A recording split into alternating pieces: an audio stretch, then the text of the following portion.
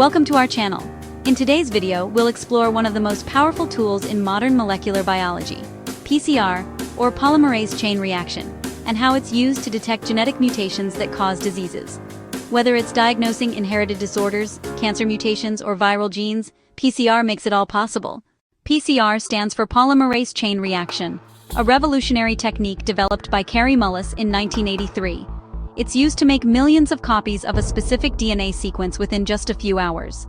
This amplification allows scientists and doctors to analyze even the tiniest amounts of genetic material, making PCR a foundation for genetic testing and molecular diagnostics.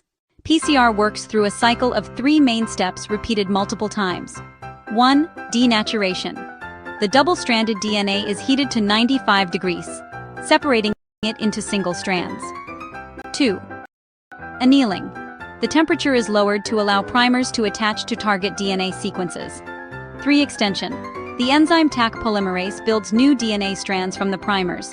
Each cycle doubles the DNA. So after 30-40 cycles, you can have over 1 billion copies of your target gene.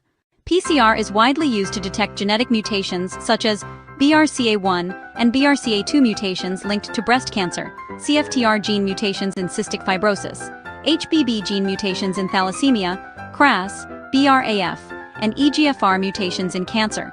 Special PCR techniques like real-time PCR, Allele-Specific PCR, and PCR-RFLP help pinpoint exact mutation sites in DNA.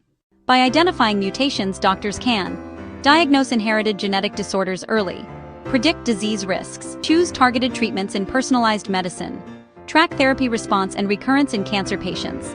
PCR has transformed genetics into a diagnostic and therapeutic powerhouse.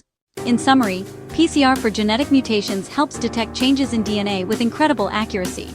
From inherited diseases to cancer diagnostics, it's one of the most essential tools in modern molecular biology. If you found this video helpful, don't forget to like, subscribe, and share it with your fellow students and lab enthusiasts. Stay tuned for more easy-to-understand lab explanations every week.